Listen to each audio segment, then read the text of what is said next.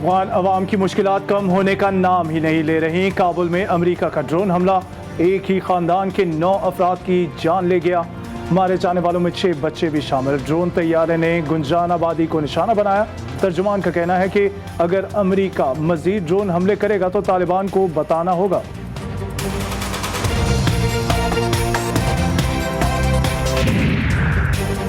अमरीकी हुकाम का ड्रोन हमले में दाइश के दहशतगर्द को हलाक करने का दावा। हलाक दहशतगर्द काबुल एयरपोर्ट को निशाना बनाना चाहता था।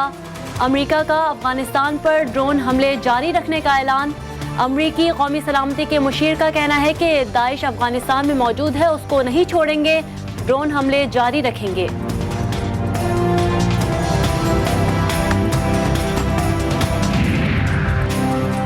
अफगानिस्तान में कत्ल होने वाले फौजियों का इंतकाम लेंगे। अमरीकी सदर का ऐलान। डोवर एयरबेस के दौरे में जो बाइडन की काबुल एयरपोर्ट धमाके में मारे गए फौजियों की आखिरी रसूमात में शिरकत। कहा अमरीका आलमी अमन के लिए अपनी जिम्मेदारियां निभाता रहेगा। फौजियों की मौत रायगा नहीं जाएगी।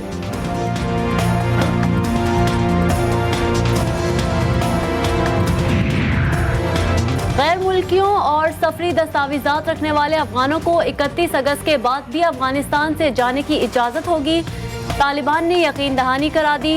100 ममालिक की जानिब से मुश्तरका बयान भी जारी कर दिया गया।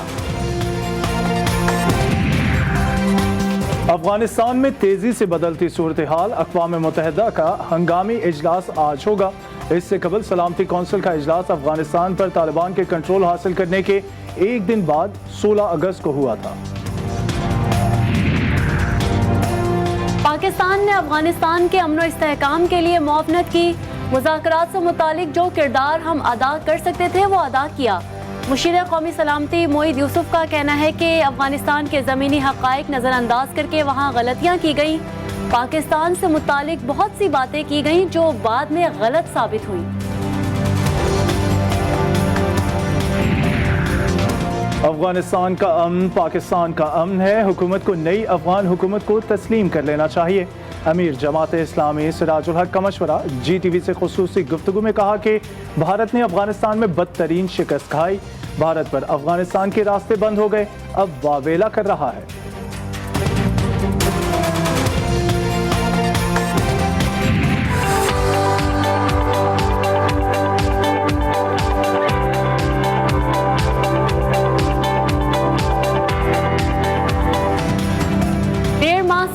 तालीमी सरगर्मियां बहाल। कराची समेत सिंध भर के स्कूल खुल गए। एक शिफ्ट में 50% हाजिरी की इजाजत।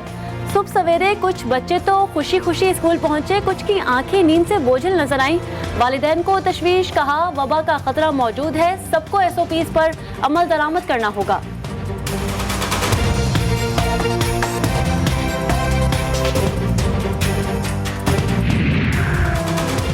दिन में नए तालीमी साल के आगाज पर कई तलबा को दरसी किताबें न मिल सकी। कराची के बेशतर स्कूल्स में किताबें गायब। महकमा तालीम ने सिंध टेक्स्ट बुक बोर्ड को सूरत हाल का जिम्मेदार करार दे दिया।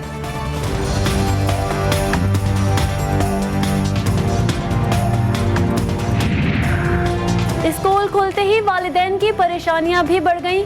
प्राइवेट स्कूल माफिया की जानिब से फीसों में कोई रियायत नहीं।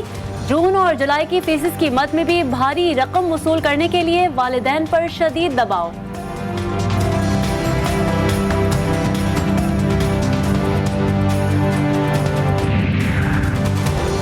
पाकिस्तान में कोरोना के बाद ना थम सके मुहलिक वबा ने मजीद 66 जिंदगियां निगल ली।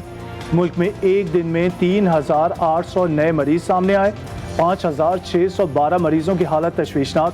कोरोना मस्बत मरीजों की शरह 6.75% रिकॉर्ड।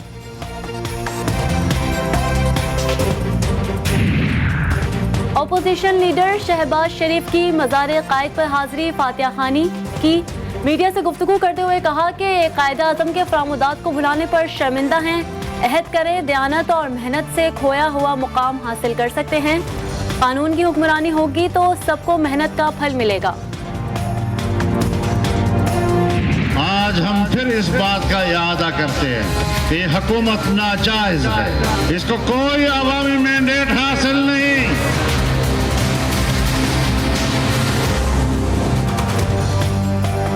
इमरान हुकूमत के खिलाफ अपोजिशन इत्तेहाद का कराची के बाग जिना में जलसा। सरबराह पीडीएम मौलाना फजल रहमान का खिताब। 3 साल हुकूमती कारकर्दगी को रियासत को गैर महफूज बनाने के मुतरादिफ करार दे दिया। हलीम आदिल शेख ने बिलावल भुट्टो जरदारी को सिंध का मुआशी दहशतगर्द करार दे दिया। कहते हैं पीडीएम अब सिर्फ डीजल मूवमेंट बनकर रह गई है। जब कोई डीजल डलवा देता है तो मौलाना साहब बाहर आ जाते हैं।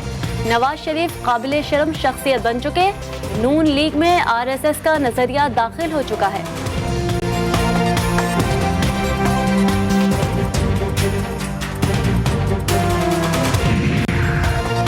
डेढ़ साल से पीडीएम की भड़कें सुन सुन के अवाम के कान पक चुके। फयाजुल हसन चौहान का पीडीएम जलसे पर रद्द-ए-अमल। कहा यही हुकूमत मुखालिफ भड़कें पहले बिलावल जरदारी और बेगम सफदर अवान मारते थे। तोता और मैना की गैर मौजूदगी में शहबाज शरीफ ने भी वही खोखली बातें की। लीगी सदर की हुकूमत की ख्वाहिश सिर्फ ख्वाहिश ही रह जाएगी।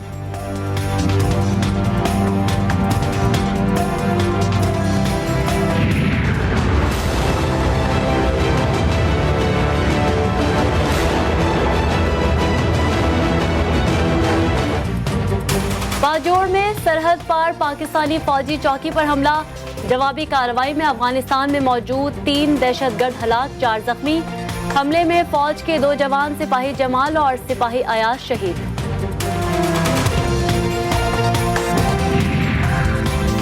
कराची के इलाके कुरंगी मेहरान टाउन में फैक्ट्री में आग लगने का वाकया। सिंध हाई कोर्ट में 17 मजदूरों की हलाकत पर दरख्वास्त दायर। केडीए, केएमसी और एसबीसीए हादसे के जिम्मेदार करार हैं।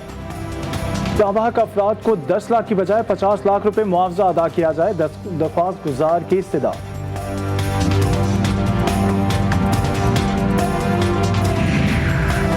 सरमायाकारी के नाम पर अवाम से पैसे बटोरने का केस। नैब ने कंपनी के मालिक सैफुर रहमान को सुप्रीम कोर्ट के बाहर से गिरफ्तार कर लिया। मुलजिम इस्लामाबाद हाई कोर्ट से जमानत खारिज होने पर फरार हो गया था। एहतसाब अदालत में पेश करके जिस्मानी रिमांड हासिल किया जाएगा।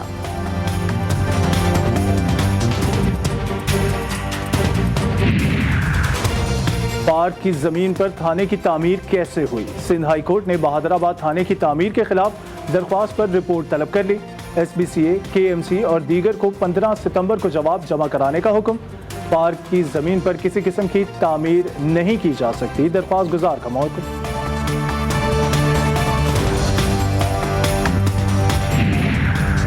पेशावर में चमकनी पुलिस ने असलहा स्मगल करने की कोशिश नाकाम बना दी। खुफिया इत्तला पर कार्रवाई। 2 मुल्जिमान गिरफ्तार। ताल्लुक दर्रा आमद खेल से है। गाड़ी से असलहा और हजारों की तादाद में गोलियों की खेप पकड़ी गई। कबायली अवाम दिल के करीब हैं। फोर्ट मंडरो समेत कोहे सुलेमान के मुकीनों को सहूलतें फराहम करेंगे। वज़ीर आला पंजाब उस्मान बुज़दार की यकीन दहानी। कबायली अमायदीन से मुलाकात में मसाइल सुने और हल के लिए फौरी अहकामात भी जारी किए। कहा कोहे सुलेमान के बासी होने के इलाके के मसाइल को बखूबी अदराक है।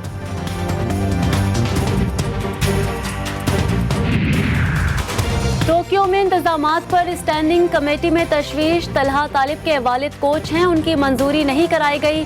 विफाकी वजीर बैनुल सूबाई राब्ता फहमीदा मिर्जा के एग्जीक्यूटिव कमेटी इजलास में इंकशाफात। कहा बैडमिंटन में भी कोच की बजाय सेक्रेटरी जनरल को भेजा जाता है।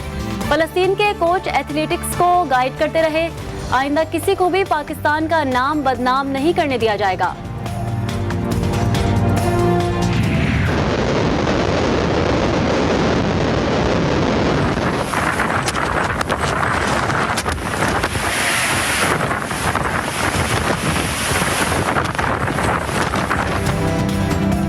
कैटेगरी 4 शिद्दत का इंतहाई शदीद तूफान आयडा अमरीकी रियासत लुइजियाना से टकरा गया। तेज बारिशों के साथ 150 मील फी घंटा की रफ्तार से हवाओं ने तबाही मचा दी।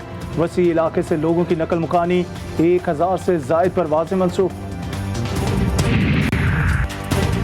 दिन भर में 1 सितंबर से बारिश की पेशगोई। मॉनसून हवाओं का सिलसिला 31 अगस्त की रात से सिंध में दाखिल होगा।